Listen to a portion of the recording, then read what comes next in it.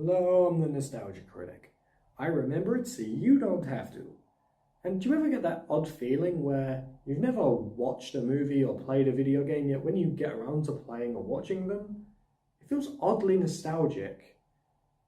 Well, as far as gaming is concerned, this is that feeling when you play Bioshock.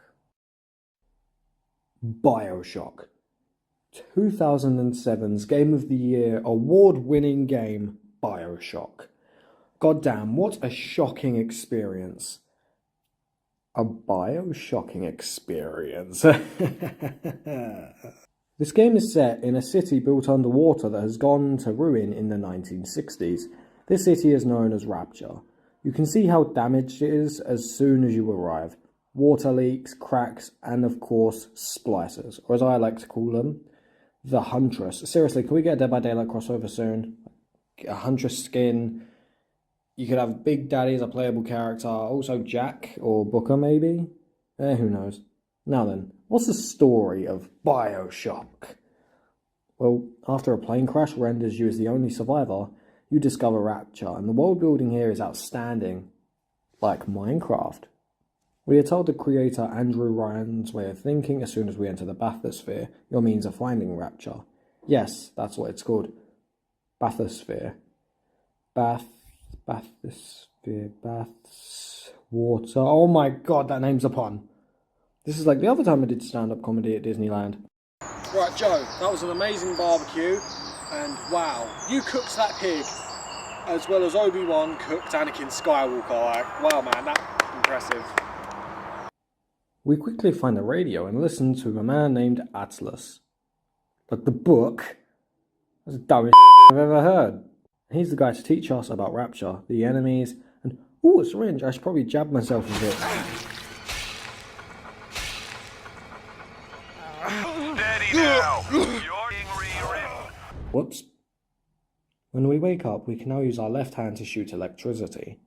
This is because of what we injected into ourselves, known as a plasmid. Plasmids do, however, give you special hand-based superpowers. For example, electricity. Electricity gives you the ability to shock special door control locks to unlock them and stun robots and people. If you do the latter, hitting an enemy or shocked bags so much extra damage, especially with a wrench. A wrench. As a melee weapon, like Ratchet and Clank, can I play Rift Apart instead? Or Dead by Daylight? I'm great at Dead by Daylight.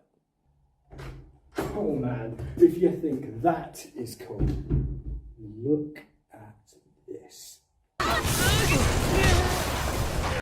There are others. Don't you worry, sir. Ice is my personal favourite, however. When you freeze someone, a frozen health bar appears. It covers their normal health bar and is very weak in comparison to a normal health bar. Only difference is, you only have a few seconds to deplete their health.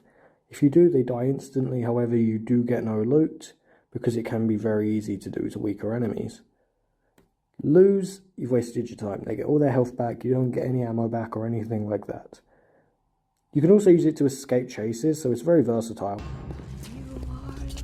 The weapons are all amazing. You have basic pistol, basic machine gun, basic shotgun, yet each of them all stand out. Each weapon, apart from the one I'll talk about later, has 3 ammo types. Your standard ammo and 2 alternate ammos. Common types of alternate ammos are armor piercing, electric, and anti-personal, which isn't anti-personal as I thought it would be. It's great against flesh-based enemies, aka splicers. Each ammo type has a purpose, and each ammo fits with their associated weapon. There are also power to the people stations. They all give you one to upgrade your weapon. Both are very different. Both have uses. Splicers are your standard foes. Technology comes in the form of cameras, flying robots, and turrets. Cameras need to be hacked or destroyed. Hacking them also alerts security if the camera sees any enemies. Either way, someone gets caught, and these flying robots chase the target for a minute, and nothing stops them. Unless they're destroyed. And Adam Sandler's, we'll get to those cheeky little scamps after a quick introduction through Rapture in a level geniusly called Welcome to Rapture. We go to the Medical Pavilion, or as I like to call it, New Game Plus Heaven. This is where we are shown how Adam works. You see, after killing a Big Daddy... Okay, that could not be a coincidence. After someone kills a Big Daddy with a little sister, Giant Tennis Ball, or Mike Wazowski, both are in PS All-Stars, so it's both a valid option. The mother of these children, Tenenbaum, tells us we can kill the little sister and get 160 Adam, or save her and only get 80. Saving them all gives you a special ending, and you get more Adam and goodies as you save more and more of them. And heck, you get a total of more Adam if you save all the little sisters than if you kill them all. You just need to be patient. Heck, it's the only way to get yourself the hypnotized Adam Sandler plasmid. Adam Sandler will play Dracula 3 times! Not 4, that's a bit too hard though. Can't do that. Not that easy. Even enough to kill a Franken baby.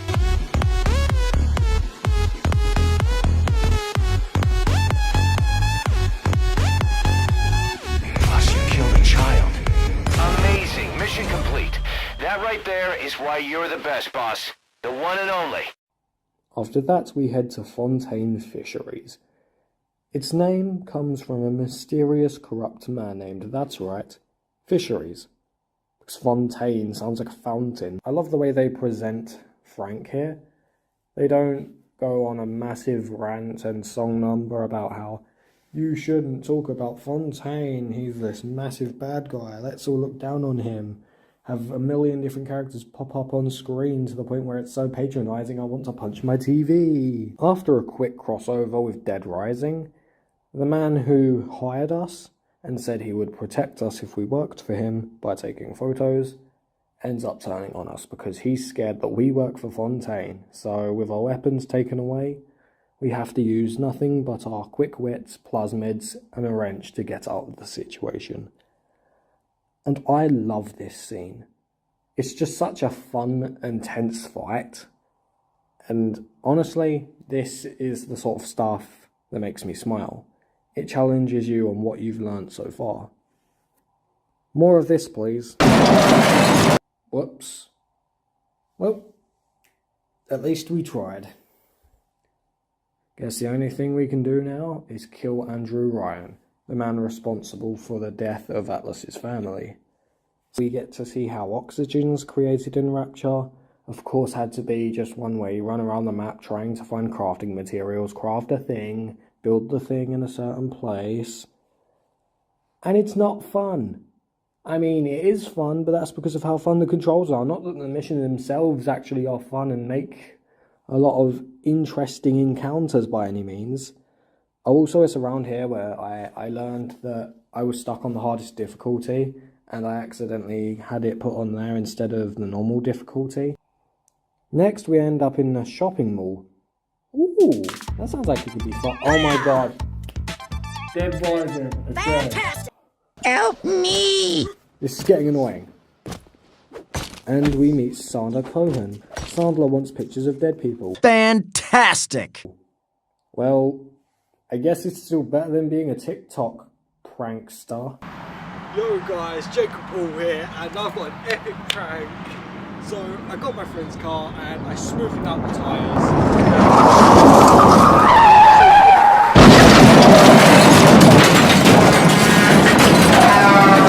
Oh, and this mall level 2, man, is so cool.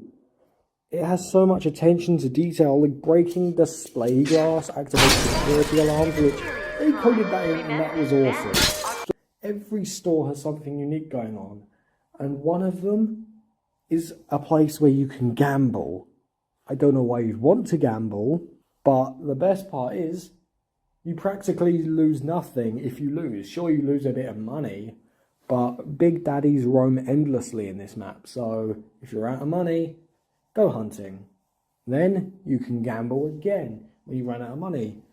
Kill a Big Daddy. More gambling. It's an endless cycle, we just gotta keep it going. It's like a food chain. Now, after you've helped this psychopath, you finally go to kill Andrew Ryan. You finally get to kill Andrew Ryan, and as you go through the level, he constantly taunts you with the idea that you've been to Rapture before, and you don't remember it.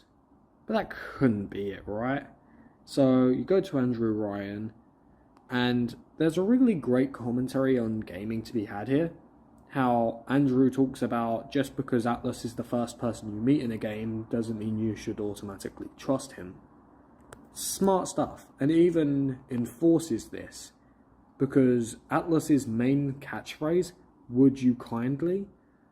is actually a hypnotism spell. So then you just beat Andrew Ryan to death with a golf club, and it's all very wacky and wholesome.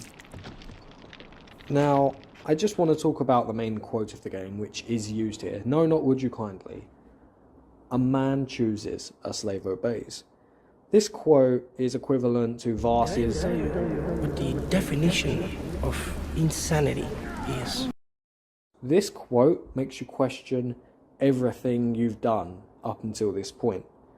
And this adds to the commentary on how you're basically just a slave to Atlas, and how you won't make your own choices, you blindly follow everything that he does. And it's a pretty good quote in an amazing scene, and he repeats it over and over, not standing down to the point of his own death. Finish him!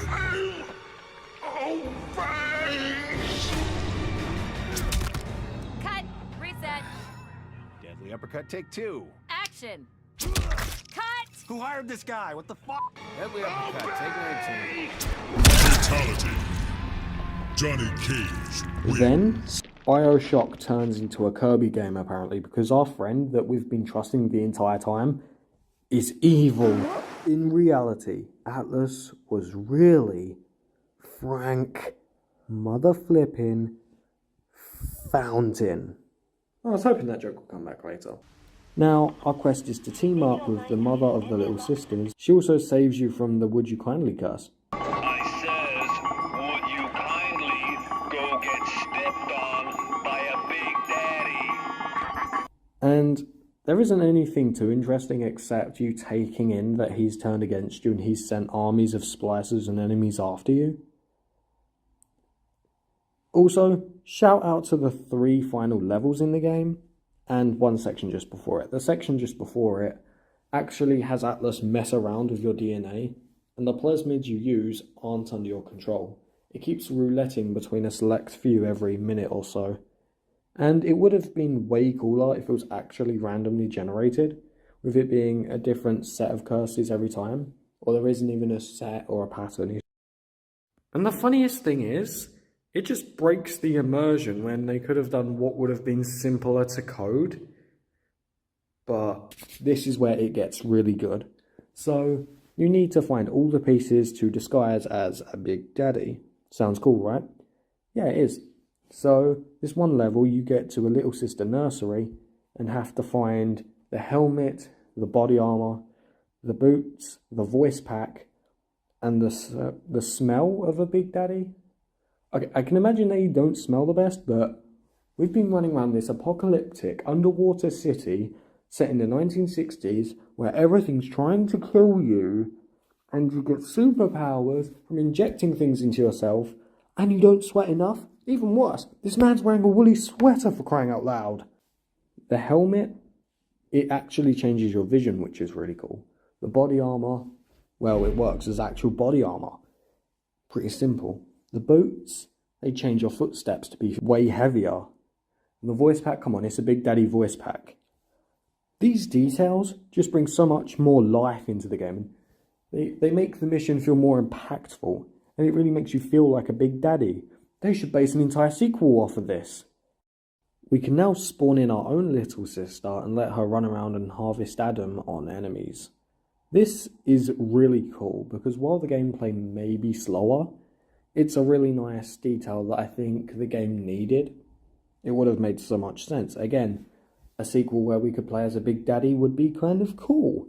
Luckily enough for us, at the end of the first section, if you're smart like me, because of how slowly the little sisters move, you can run all the way to the end of the second section and kill the Big Daddy waiting to give you a good old jump scare, because if you don't, you're gonna pay.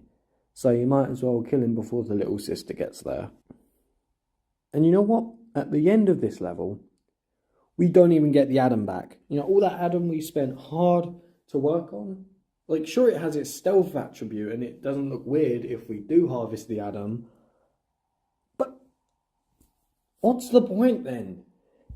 Wouldn't it be better for us to have it so we can take down Fontaine ourselves with all the Adam we can get? I mean, it even gives us all the different vending machines we've seen across the game and all the machines that let us change our plasmids, buy new ones, and get anything we could possibly need for a final boss. I don't know, I mean, it's not a big deal, I guess, but it is kind of annoying. Here we are, ready to fight Frank West, because apparently I keep booting up Dead Rising, god damn it! And this arena that we go to is so cool, not only because of the elevator that leads us up to it, and we feel like this is our moment to shine, but just the arena and the way everything's laid out is just so damn cool. This boss is perfection.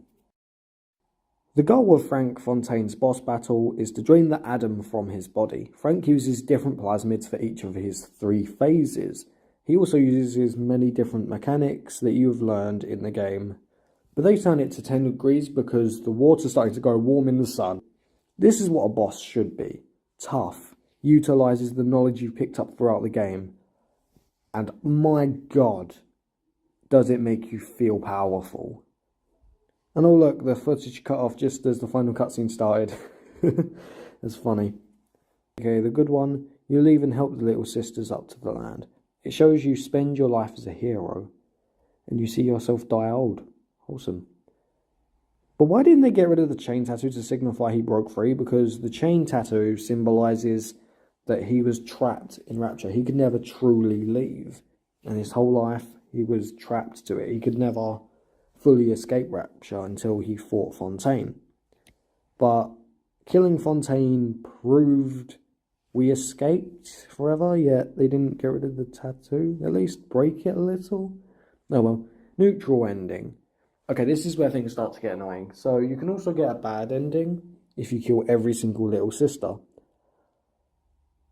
But for some reason, the neutral ending and the bad ending are literally the same, apart from the fact that the bad ending has a different tone of voice from Tenenbaum as our narrator.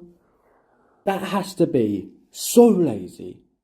Like, just look at Oddworld. They have a good ending and a bad ending. No neutral. They could have done something like that at least, depending on how many little sisters you save, just as a whole. Even could have been every single one if you really wanted to go with that route.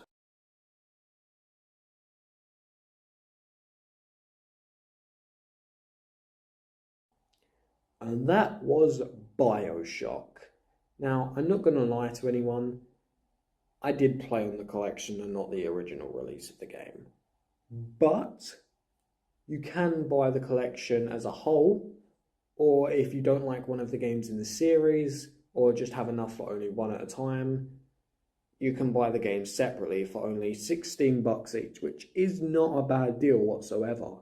And sure, it may be a little bit more expensive if you do end up buying all games, but I don't know, it's still a really cool alternate option that you can get. Also, if you buy that and the collection, you can get the Platinum Trophy for each game twice. That's funny, that's funny. Bioshock's world building is really strong here. We get to really see all these different areas of Rapture, and it's clear that the developers cared enough to show us how this world works. We see all these different areas and different things which would matter in an underwater city, like how do we get oxygen? What does a town plaza look like? What does a mall look like? And there's just all these different areas, and I wouldn't say there's any area that doesn't have a distinct purpose. Every area and location you go to in Bioshock has a purpose. And it all comes together to make this super awesome jigsaw, essentially. And I will be honest, all the Greek and religious naming of the levels really don't make sense to me. Like, it just felt sort of thrown in there to look symbolic.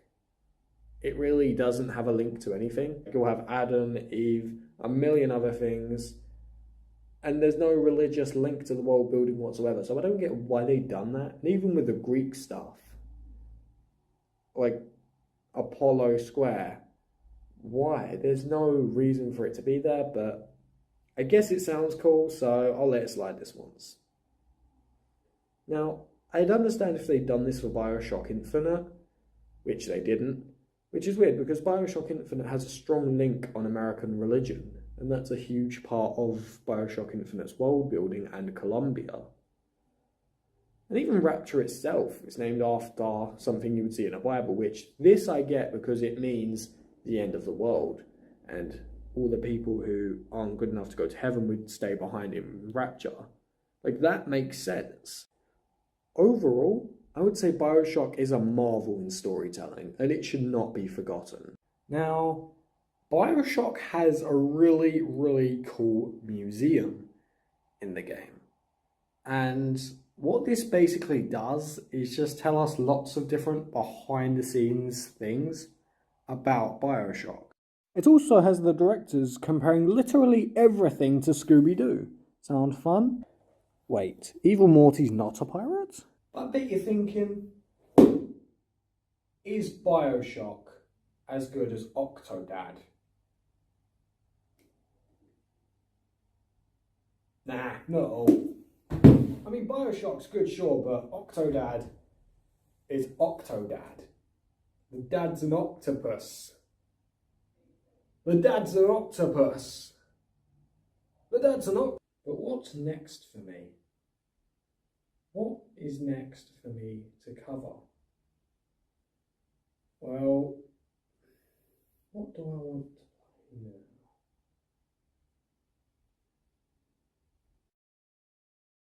You know, I don't need this. I'm here living a happy life. You think I'm ever going to play Bioshock 2 again? Because if you think I'm playing Bioshock 2 again, you're sadly mistaken. Right? I don't need this, right? I don't need this. And by the way, Octodad is better than Bioshock.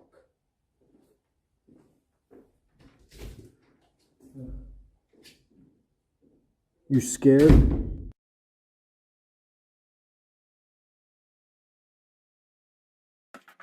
Give me a reason to play Bioshock 2. If it's good enough, I'll play it. Bioshock Infinite? You let me play Bioshock Infinite too?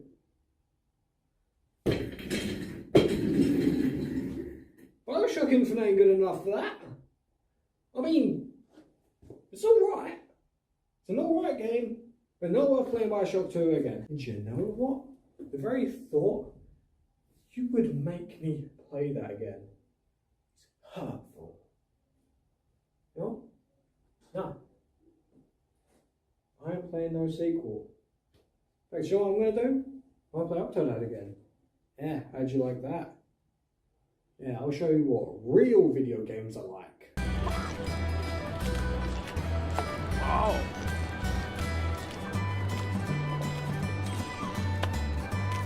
Interesting.